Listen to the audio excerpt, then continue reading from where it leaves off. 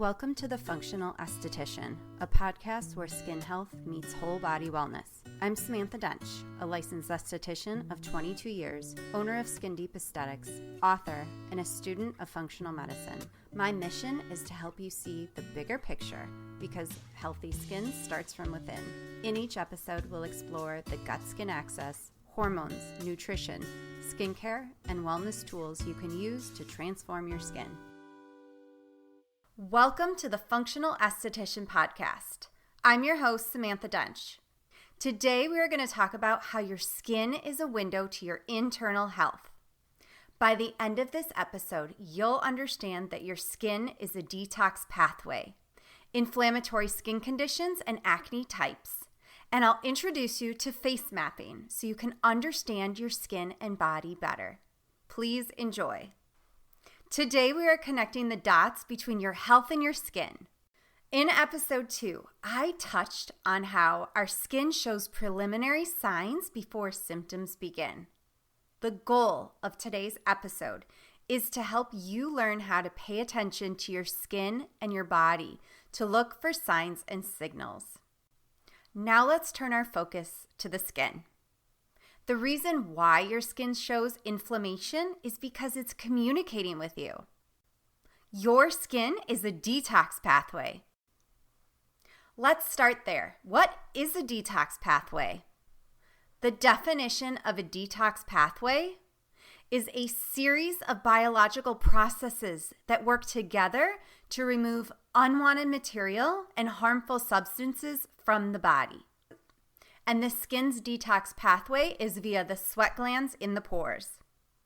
This is why inflammation comes through the skin surface in the form of acne, rosacea, skin irritation, sensitive skin, or eczema.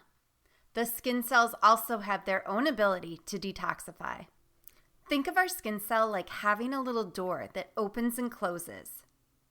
It allows nutrients and water in and pushes toxins and waste out. When these little doors become damaged due to inflammation, aging, or excessive sun damage, to name a few, the doors stop opening and closing properly. This can cause toxic overload, or the cells can die off because there's not enough nutrients and water getting in. This not only causes inflammatory skin conditions, but it can impact the health of our body too, resulting in dry or dehydrated skin, sensitive skin, rough textured skin, or premature aging. Sweating can stimulate detoxification of the skin's pathways. For those of you who exercise and don't shower right after, you'll notice little bumps or acne on your forehead. This happens because when you sweat, toxins are released and it sits on your skin. This can mix with dirt and oil, cause bacteria to build up, and there's your acne. See, there is a reason why you're supposed to shower after sweating. Now that you have an overview of one of the skin's key functions, let's talk about the different skin conditions caused from internal inflammation. Plus, define acne types and causes. Acne is the most common skin condition associated with inflammation. Let's talk about the other skin conditions first. Rosacea is defined as a chronic skin condition associated with facial redness, flushing, acne-like bumps, and visible blood vessels. We are going to cover face mapping in a bit, but the areas of rosacea flare-ups, which tends to be on the cheeks and nose, those areas are related to the stomach, lungs, and colon. Are your flare-ups topical or not? Dermatitis is a generalized term for skin conditions that cause inflammation, redness, dryness, or itching. Eczema falls under the dermatitis category. It depends on where the inflammation occurs, but dermatitis can often be around the mouth, which can be linked to hormones or your heart.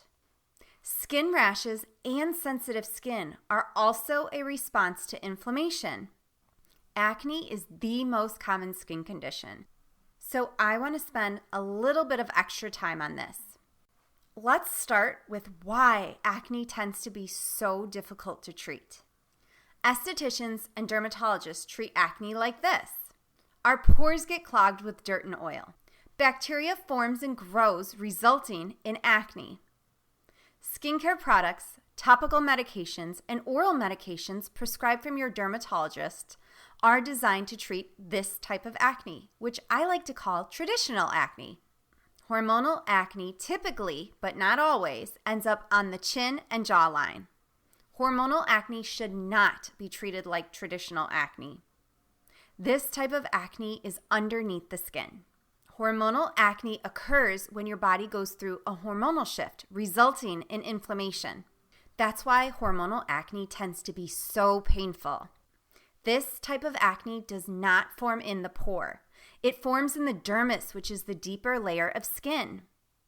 If you pop hormonal acne, it will damage the collagen, resulting in a scar. Next up is acne that forms in the gut, which I like to call inflammatory acne. This type of acne can be caused from IBS, an imbalance in your gut, poor digestion, or consuming too many inflammatory foods. It can also be from either an excess or lack of gut bacteria or a parasite. Inflammatory acne tends to be persistent.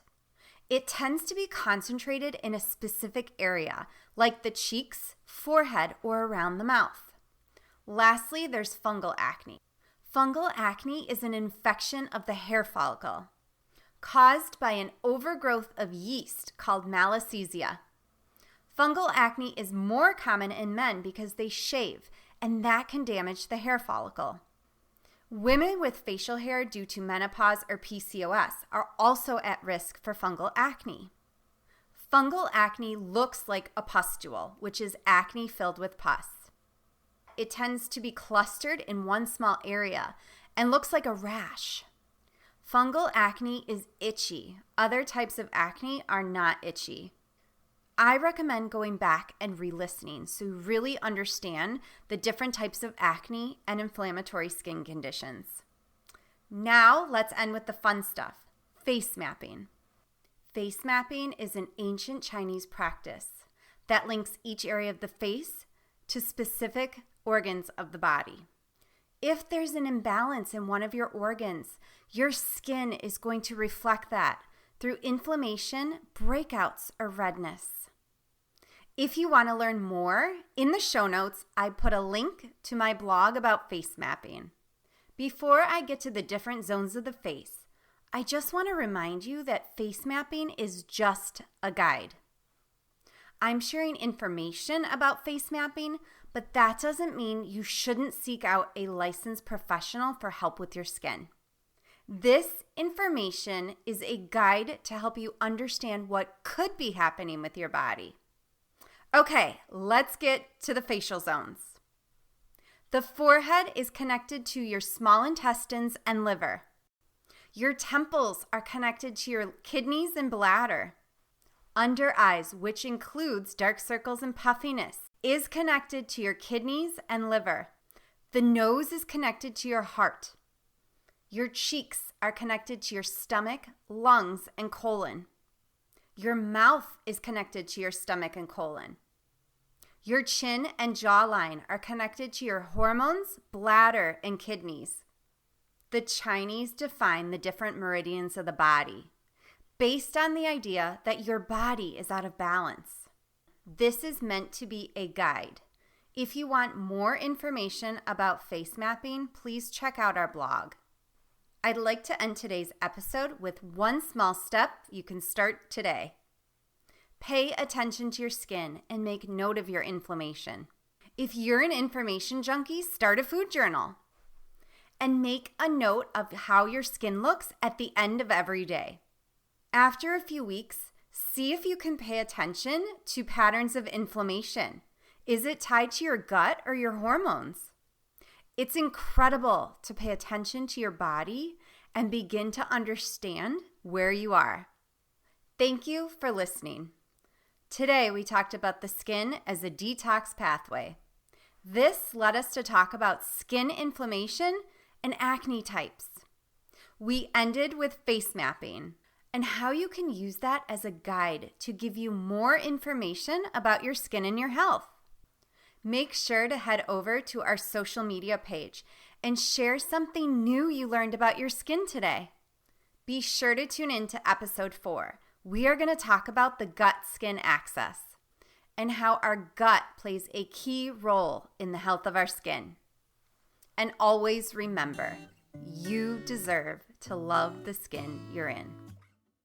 As estheticians, we have such a unique opportunity to not only care for the skin on the surface, but to guide our clients towards deeper wellness. If this episode gave you something to think about, share it with me on Instagram @SkinDeepIL. I look forward to connecting with you there. And if you enjoyed this conversation, subscribing and reviewing the podcast helps others find these conversations too. And always remember, you deserve to love the skin you're in.